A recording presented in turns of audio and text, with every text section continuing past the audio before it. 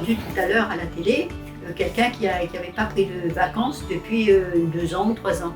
Eh bien, je crois que je n'ai jamais pris de vacances de ma vie. Quand j'avais un trou où il n'y avait pas de clients et tout, je partais en France, je revenais.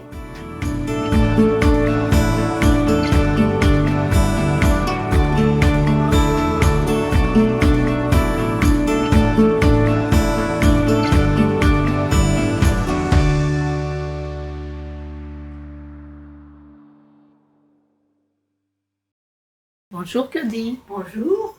Alors quelques mots pour te présenter. Oui, je suis Claude Moser. Claudie, on m'appelle Claudie, mais autrement mon prénom c'est Claude Moser. J'habite La Réunion depuis 18 ans. Donc ça fait des années puisque je vais avoir 85 ans dans quelques jours. Tu es née à Madagascar? Je suis née à Madagascar, oui. Mon père était au chemin de fer et on avait des endroits de brousse et on partait dans de très belles villas, mais en pleine brousse. Pas un métropolitain, il y avait que mon père, mais sa femme, ma grand-mère et puis les enfants. Voilà. Mais en pleine nature alors. En pleine nature. Un proverbe ou une phrase, une expression qui a un sens pour toi particulier? Oui. Quelque chose que tu te dis souvent? L'essentiel. Moi, il me faut l'essentiel. Il me faut l'essentiel pour le tout, pour pouvoir. Et puis en plus, surtout, je parle à mon corps. Alors, qu'est-ce qui déclenche une grande admiration chez toi? Oui, le fait que je crois que je suis assez dynamique, très dynamique. Je ne me laisse absolument pas aller. Je n'écoute jamais les autres, je n'écoute que moi-même. Et ça te rend admirative. Est-ce qu'il y a quelqu'un que tu admires en particulier? Tu m'avais dit... Oui, c'est les personnes qui s'occupent des animaux, ça me ferait très plaisir. Par exemple... Comment elle s'appelle déjà Brigitte Bardot. Brigitte Bardot, oui, qui est venue à La Réunion, la pauvre, et puis qui a maltraité un peu les gens. Et puis voilà, le fait de l'avoir maltraité, on lui demande de ne plus venir à La Réunion. C'est dommage. Alors raconte-moi comment c'était à Madagascar. Est-ce que tu as eu des moments difficiles? Tu m'as dit non, hein, c'était que du bonheur. Jamais. Alors, mon père nous apprenait un tas de choses, bien sûr. Je n'ai jamais été à l'école. C'est lui qui faisait des cours, mais il n'y avait pas que ça. Il regardait, il faisait une cabane, il regardait, il jouait de l'harmonica à l'époque. On avait un piano à la maison, etc. Mon père s'occupait de tout.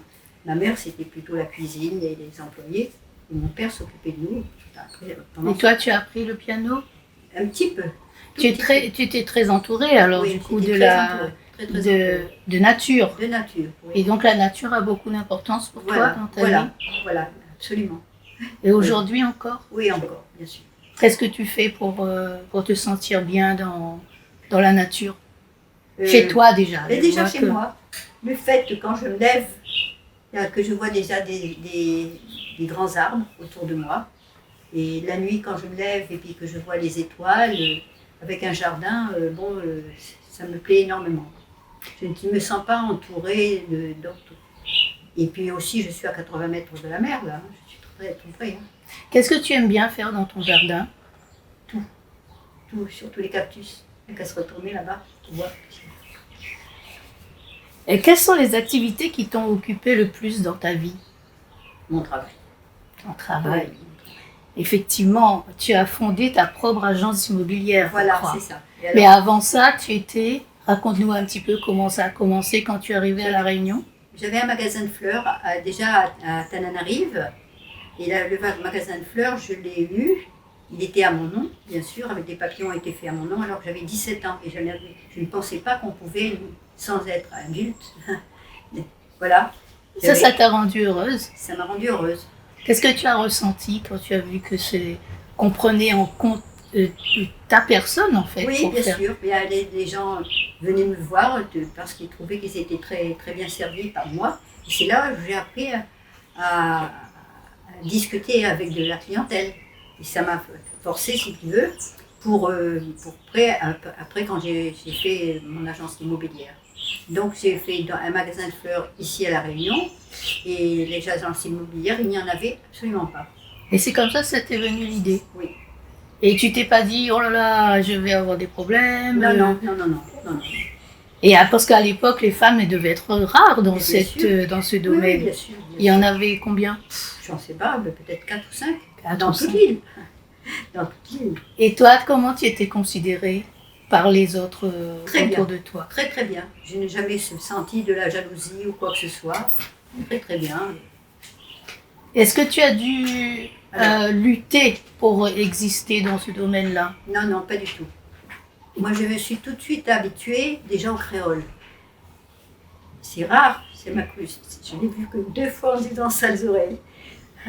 C'est Ah. peu, hein. 2 fois. On t'a quand même dit, on t'a traité de sales oreilles. Mais oui, je vais t'expliquer pourquoi. Je Ouais. peux. Ah oui, bien Je sûr. faisais visiter un appartement à Saint-Gilles, un dimanche, parce que je travaillais même le dimanche. Et le magasin était fermé, donc on était sur le trottoir et j'expliquais aux gens, voilà c'est là, mais il faudra me voir dans semaine parce que je n'ai pas les clés. À ce moment-là, il y a un monsieur qui est passé et qui a fait pipi sur la porte du... Ah oui, mais ça... Alors, il a fait pipi. J'ai été vers lui, j'ai dit, monsieur, il ne faut pas faire ça, vous savez, vous êtes créole, et il me dit ça, il m'a dit sales oreilles. Bon, c'est pas fini, hein, attendez. Le lendemain, c'est-à-dire lundi ou mardi, quand je suis revenue sur place avec ma clientèle, je l'ai vu. Donc je pense qu'il habitait dans les environs. Il est venu s'excuser, madame. Ah, C'est bon, trop mignon. Ah bah oui. J'étais ravie. Mais comment tu faisais pour garder quand même ta féminité dans ton travail? Ben, c'est-à-dire qu'il faut être bien habillé, bien sûr, propre. Il n'y avait pas de laisser-aller. Et donc j'étais propre, bien maquillée, bien coiffée, etc. Donc ça s'est passé comme ça. Mais par contre, mes employés, c'était pratiquement tous que des hommes. Je m'entendais mieux avec les hommes qu'avec les femmes. D'accord. Sauf une qui était qui s'occupait de recevoir la clientèle, etc. À ce moment-là, c'est elle qui s'en occupait. Elle était très très bien. Je l'ai gardée des années et des années. Une dizaine d'années, je crois. Mais est-ce que tu as ressenti que c'était un atout d'être une femme finalement dans un métier qui était soi-disant un métier d'homme, mais finalement être une femme, par exemple avec ce monsieur-là qui est venu s'excuser, Oui, etc. Est-ce que c'est pas parce que tu étais une femme qu'il est venu finalement? Peut-être, oui. Parce que si c'était un homme, peut-être que ça aurait été oui. tout de suite les... Oui.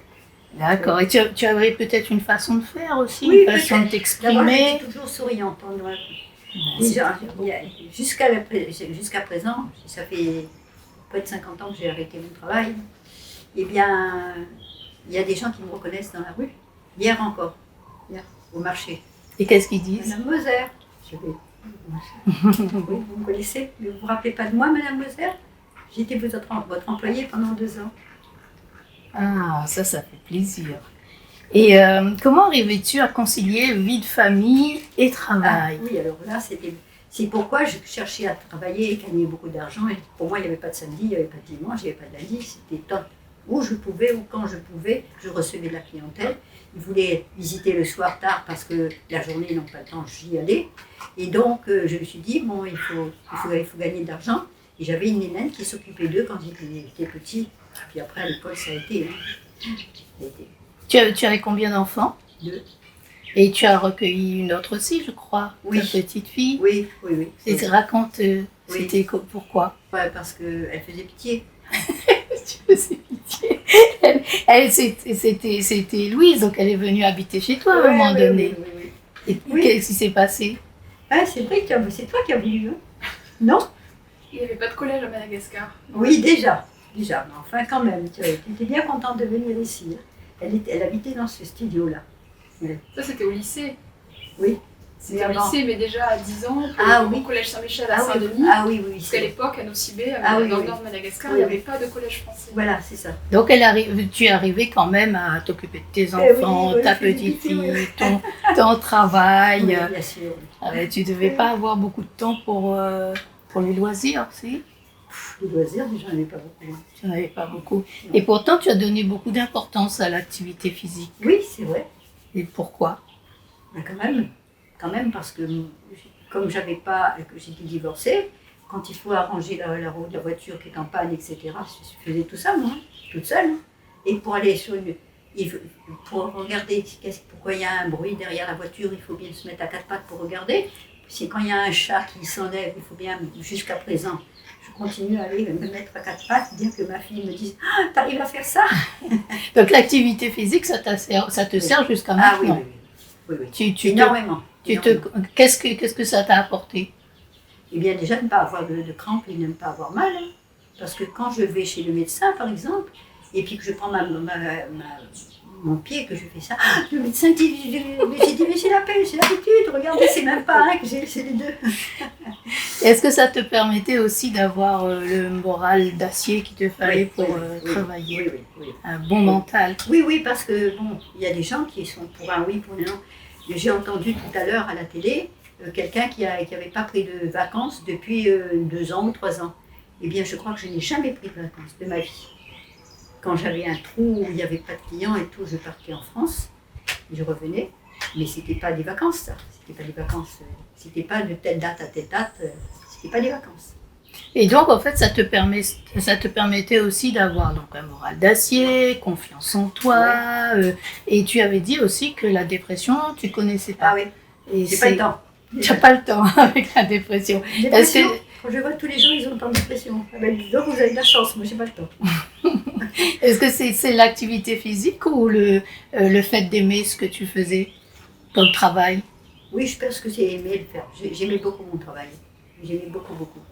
Alors, ce qui m'amène à l'autre question, est-ce que tu te souviens d'un moment ou des moments dans ton travail qui t'ont apporté beaucoup de bonheur en particulier? En particulier, donc, c'était tout le temps.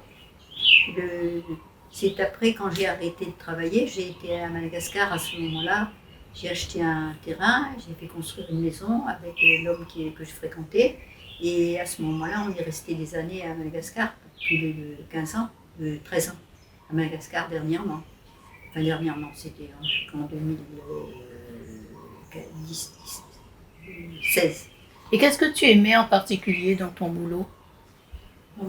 Dans ton travail d'agence immobilière? Je n'étais jamais chez moi, jamais au bureau. J'avais un client, je prenais les clés, je téléphonais pour savoir si je pouvais faire visiter, je partais avec mon client, je revenais, plutôt que d'être assis à... Là, ça ne m'aurait pas été du tout de rester assis à attendre la cliente. C'est pour ça que j'avais une femme qui était là et qui s'occupait de la clientèle. Je disais, voilà, Madame Ozer est partie, elle en a bien pour 2 heures, est-ce que vous voulez un rendez-vous pour quand et tout. Ça, je ne le faisais pas du tout, tu vois. Toi, tu préférais le terrain? Oui, le terrain. Le terrain, la relation. La relation. D'accord, c'est ça qui te permettait d'aimer ce que Oui. tu faisais. D'accord, et tu m'as dit aussi que toi, tu ne restes pas en place. Oui. Jusqu'à maintenant, c'est aussi pareil. Oui. Qu'est-ce que tu fais, par exemple, là, à bientôt 85 ans? Comment c'est possible de ne pas rester en place? Qu'est-ce que tu fais? Alors oui, je vais t'expliquer. Je me lève à 5h30. Je prends mon petit déjeuner, je donne à manger à mes chats, je regarde un peu la télé pendant 10-15 minutes pour savoir qu'est-ce qu'il y aura. Là, j'ouvre en grand toutes les portes, fenêtres, etc. pour avoir de l'air. Et déjà, je me dis, bon, je vais commencer par faire un peu le ménage ici. Alors, la bonne ne vient que 2 fois par semaine. Et donc, le reste du temps, c'est moi qui fais. Et mon compagnon m'aide, bien sûr. Hein. Et donc, à longueur de journée, bon, j'ai fini ça. Je me dis, peut-être que j'irai arroser parce que le terrain est un peu sec et j'ai oublié d'arroser hier soir. Je vais aller arroser. J'arrose, puis après, la journée passe comme ça. Il y a toujours quelque chose à faire. Mais tout le temps. Je suis ça là, ici. Je suis comme machin, ça doit faire au moins. Sauf quand il y a des clients, quand il y a des gens. Est-ce que tu continues l'activité physique? Oui. Qu'est-ce que tu fais comme. Complètement avec. J'ai une. Comment ça s'appelle? Une coach? Une coach, oui. Ouais. Et vous faites quoi, l'activité dans l'eau? Non. À terre. La gym alors? La gym. D'accord. Ok. Et je vais chez la kiné qui me montre certains mouvements. Elle a dit, tiens, ça, vous me dites que vous avez un peu mal dans le bas du dos. Je vais vous montrer ce que vous allez faire. Elle me montre, et puis après, la fois suivante que je vais la voir une semaine après, elle me montre, et puis je vois, oh là là, vous avez très bien réussi, hein, vous voyez. Et c'est vrai que je n'avais plus mal au dos. Voilà. Et est-ce que tu dis que tu as toujours été une femme forte? Oui. D'accord, donc ça se voit. Oui. Et est-ce que tu as toujours été aussi indépendante? Est-ce que tu penses que Toujours. tu as cherché l'aide? Non. Non? Non, toujours indépendante. Et de qui tu tiens ça? Mon père. Qui faisait quoi? Ben, c'est-à-dire que mon père, il s'occupait des enfants, etc. Et il m'a appris à être indépendante. Par exemple, quand, par exemple, si on jouait au piano, que j'allais chercher des petits lapins dans le machin pour les caresser, il disait là, au lit, c'est l'heure de la sieste. Il ne faut pas bouger. C'est là, de 2h à 4h, tu dors. Ton père, c'était celui qui avait le chemin de fer? Oui, c'est ça, à Madagascar. D'accord. Et tu disais que tu étais aussi en pleine brousse, Oui, donc, voilà. et il vous laissait beaucoup de liberté alors Beaucoup. D'accord. Oui. Et dans la nature, tu faisais quoi dans la nature pour être indépendante, pour jouer? Qu'est-ce que vous faisiez? On jouait un petit peu avec les petits bagages. Et puis surtout, comme par exemple, il avait pris, je me rappelle, mon père avait pris un homme pour nous apprendre, par exemple, la grammaire, les conjugaisons, etc. Le scotch sur la bouche. Tu diras rien, papa. Je te préviens, tu diras rien parce que ce sera pire la prochaine fois. Et comme le malgache, il disait pardon, je ne vous ferai plus. Vous faisiez des bêtises? Oui. Et vous avez quand même réussi à apprendre à lire, à écrire de cette façon. Ça devait être quand même assez original par rapport à en France. Oui, j'ai fait la 6e. J'ai fait la 6e, la seule classe que j'ai faite, c'est la 6e. Quand j'avais été en vacances en France, mon père est parti pendant un an. Et là-bas, on m'avait mis en 6e, puisque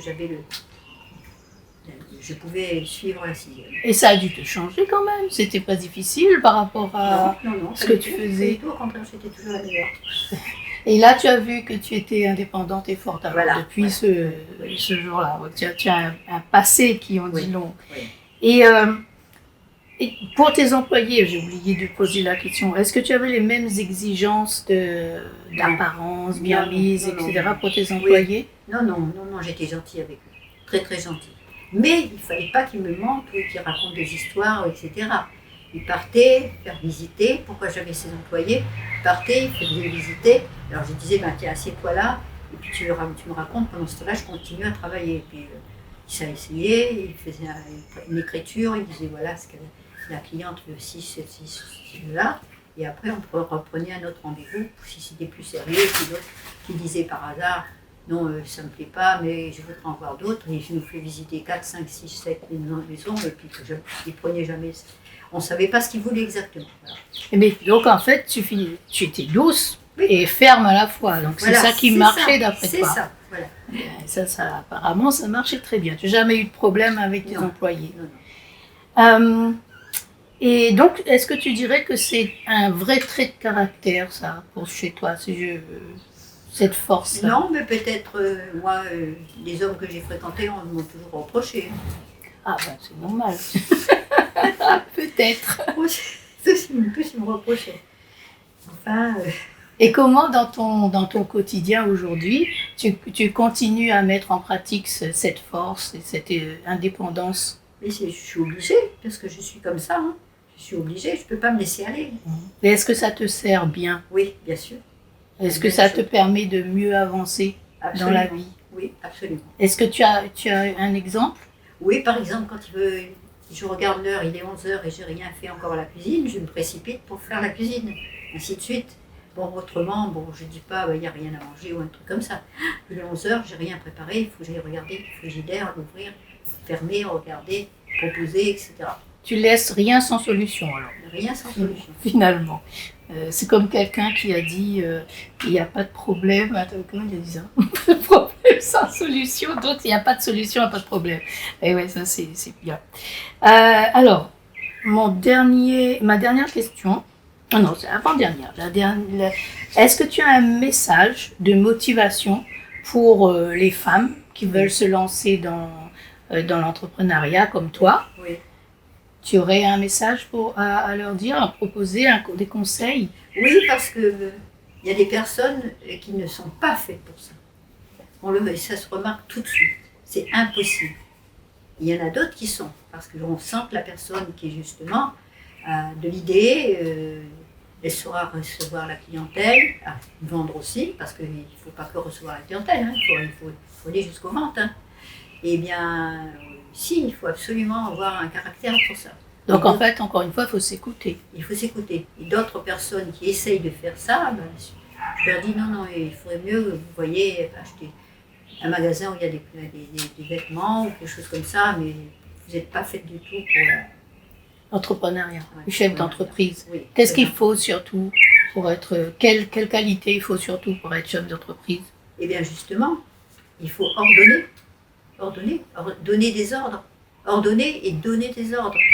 Donner des ordres parce que, tiens, il est 11h, mais il faut absolument que vous y alliez tout de suite, autrement vous allez la louper cette personne. Non, j'irai cet après-midi. Je vous demande d'y aller tout de suite. Bon, d'accord, madame. Voilà. Il faut tenir compte. D'accord. Quand on parle de toi, qu'est-ce que tu aimerais qu'on dise? Quand les gens parlent de toi, qu'est-ce que tu aimerais qu'on dise de toi? Je n'y pense pas. Tu n'y penses pas, Alors, mais un jour, qu'est-ce que tu veux qu'on retienne de toi alors? Oui. Qu'on dise que tu étais une femme, comment? Mais je te dis, ça révèle un petit peu tout ce que je t'ai dit. Hein. Moi, j'ai pas beaucoup d'amis. J'ai des amis de très longue date. J'avais une amie là qui passait, ça faisait 18 ans que je ne l'avais pas vue, elle est venue ici un mois et demi. C'est comme si je l'avais vue hier parce qu'elle avait le même caractère que moi. Elle avait un magasin à Saint-Denis, à Saint-Gilles, pardon. Et maintenant, après, elle est partie à Vanuatu. Et là, elle a voulu venir à La Réunion, revenir à La Réunion. Et c'était une fille qui était faite pour justement vendre. Et elle était comme moi, elle travaillait le dimanche, les jours fériés, etc. Et elle a gagné énormément d'argent. Énormément. Mais tu m'as toujours pas dit qu'est-ce que tu aimerais qu'on dise de toi. Ben oui, je ne sais pas. Peut-être que j'aime trop les animaux. Que tu aimes les animaux. Que tu as un cœur d'or pour les animaux. Pour les animaux. Et sur ta personnalité. Oui, sur ma personnalité. C'est quoi? Qu'est-ce qu'on dirait de toi? Que Oh. tu es quelqu'un de plutôt comment? D'abord, ils me disent que moi, je suis pareil au moment où ils m'ont connue, surtout, il y a des personnes qui m'ont connue il y a très longtemps, ils disent que je n'ai pas changé. Voilà. Donc la constance dans le caractère. Voilà. Eh bien, je te remercie. Mais Merci beaucoup. Je vous Est-ce que tu as remercie. quelque chose d'autre à rajouter? Nous avons Non, encore pas quelques vraiment. petites minutes. oui, pas vraiment.